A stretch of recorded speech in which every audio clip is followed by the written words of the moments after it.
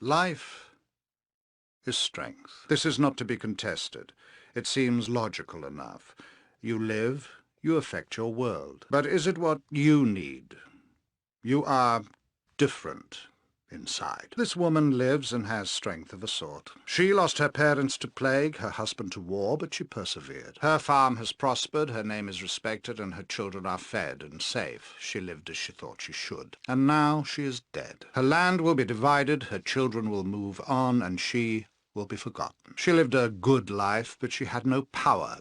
She was a slave to death. I wonder if you are destined to be forgotten. Will your life fade in the shadow of greater beings? You are born of murder, the very essence of that which takes life. You have power, if you wish it. Really? But the consequences are so very real. Your actions affect so many others than yourself. You will come to realize how little choice you have. You will do what you must, become what you must, or others will pay for your cowardice. Yes, understand what is available to you. When the opportunity comes, accept the gifts offered to you. Follow. Our meeting is inevitable. You will accept the gifts offered to you. Stand. You rest each night uneasy. Yes, you are weary. You struggle daily. It will not end, you know, until you acknowledge what you are. You walk as a mortal, taking no advantage from your heritage, from your talents within. So many things of flesh are greater than you. Walk among them, these beasts that are less than you are. See their strength, see how easily you fall to their muscle and skill. Why do you stand for this? Why do you submit to the flesh when death is bred in your bones? Do you realize the power you might hold? When the world of flesh is beneath you, even creatures mysterious and magical will fall. Follow and receive the gift you are owed by the blood in your veins. Follow, if only to protect the weak that fell because of you. And there is no way out, of course. There never was. The trees of home are burning. Enough! I haven't the time for this. Your pathetic magics are useless. Let this end. You bore me, mageling. You may take me in, but you will take the girl as well. You will suffer! You will all suffer! So, godchild, you have escaped. You are more resourceful than I had thought. Torture? Silly girl, you just don't understand what I'm doing, do you? I won't let you leave, not when I'm so close to unlocking your power. Enough! I will no longer listen to the babbling of ignorant children. Must I be interrupted at every turn? Enough of this! She resists. She clings to her old life as though it actually matters. She will learn. It is a portrait of what has happened and what may happen. Do you cling to the past, or can you see through the pain? You feel the potential within, don't you?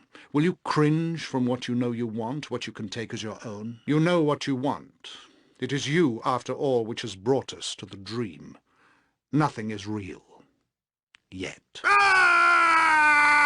Silence, child. Allow the fool to make his judgment. I cannot be caged. I cannot be controlled. Understand this as you die, ever pathetic, ever fools. Hello, little one. You and I have a great deal to do. Not to worry.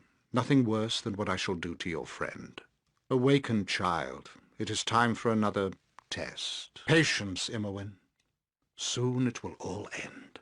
Silence, dog. You have no purpose but to die by my hand. You are nearly ready for her, Imoen. She will be pleased. Ah, the child of Baal has awoken. It is time for more experiments. The pain will only be passing. You should survive the process. Interesting. You have much untapped power. Do you even realize your potential? They act sooner than we had anticipated. No matter, they will only prove a slight delay. You are but a gnat compared to my power. You dare to attack me here. Do you even know whom you face? You cannot hope to defeat me. Die. Die. All of you die. You know nothing of me. You know nothing of what I must do. You will suffer. You will all suffer. Child, you escape. I did not foresee this. I am not done with you. You have angered me. Do you know what that takes? Rage, hate. This is your death. I will end your petty little lives. I trust you have good reason to be entering this place. You made inquiries in town. I have agents and eyes. Security is quite important when dealing with an institution such as this. I know why you have come. You have been observed since you arrived on the Isle. No doubt you are brimming with concern for your Imoen. She is in good health, and if you will permit me, I will direct you to her. This is not a prison, but an institution of healing and learning. The residence for the magically deviant houses many people, all of whom can benefit from a structured environment. They can also be studied, such that what they are capable of is understood better. Take young Dealey here. She was cast from her family for her talents. At a remarkably young age, she learned how to shape magical energy, allowing her to change her form as she wishes. Here she is safe, and others have learned something of what she does. It is invaluable information. This is Wanev. He used to be the asylum coordinator before I took the post. Too much exposure to magical forces, I suspect. His mind could not handle the energies that circulate this place. A bad reaction to a particular spell unhinged him quite dramatically. No one foresaw it, but with study we can prevent it happening again. His career is over, though. This is Nalgir Skal. Once a great bard of some repute, though now he is little more than a child. His last research project was into the nature of the universe and what lies beyond the gods. Something apparently didn't like him looking. Somehow he retains his spell-casting abilities, however, and is incredibly dangerous if unsupervised. This is April, and she sees a bit too much as well. Experiments with planar travel have given her sight that extends beyond the world we know. Unfortunately, she can also see the denizens of those other realms. They are quite numerous, apparently, and she is never truly alone. She does not sleep much, but use her eyelids when you can see through the planes.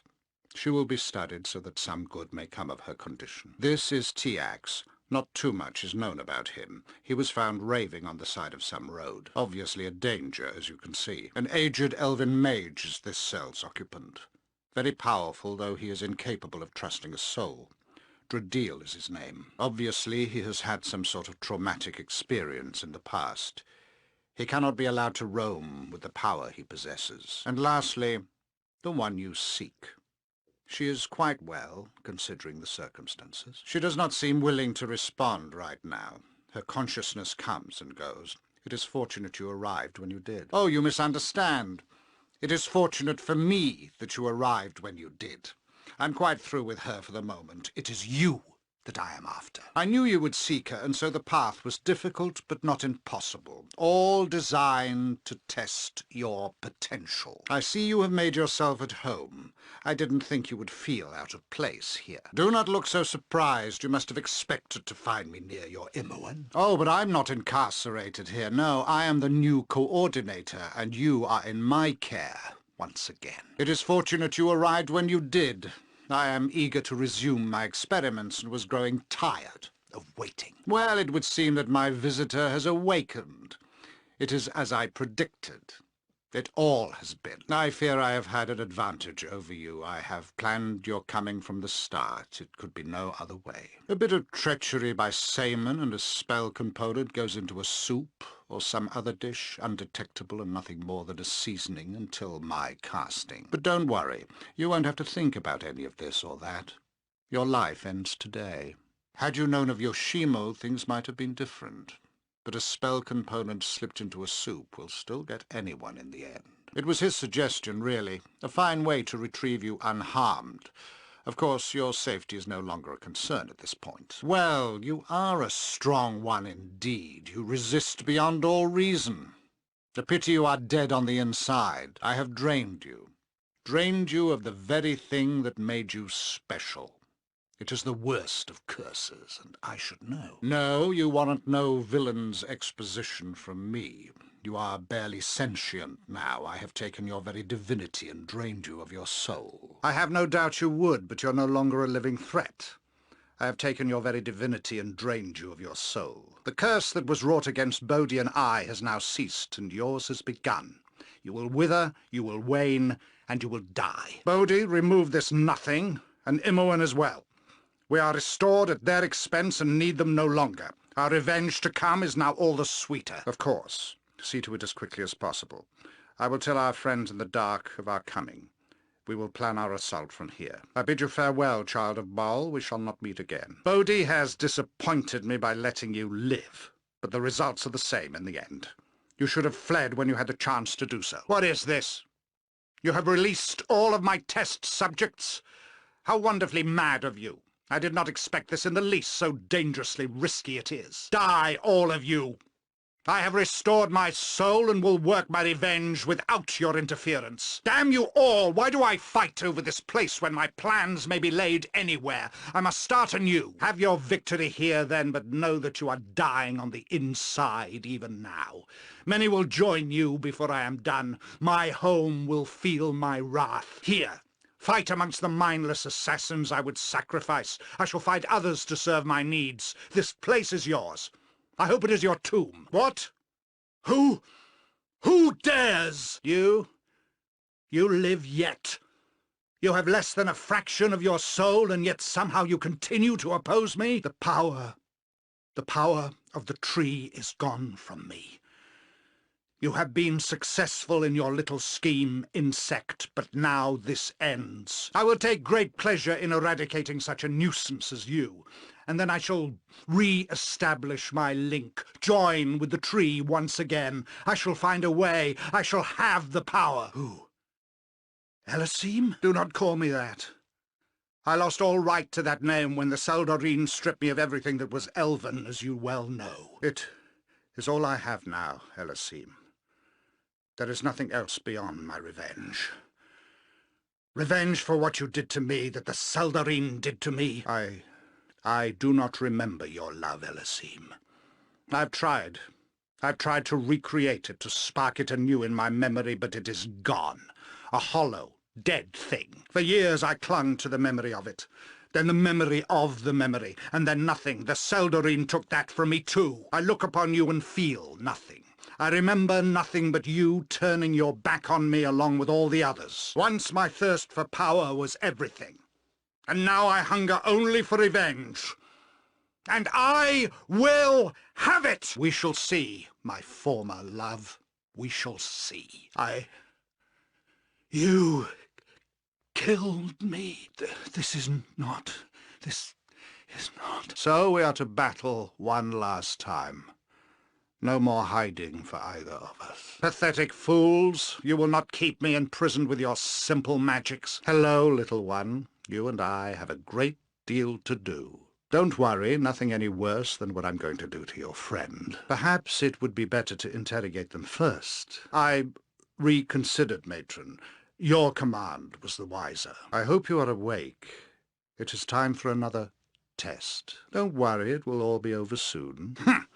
The other shadow thieves would not go quietly either. Well, you're almost ready, Imoen.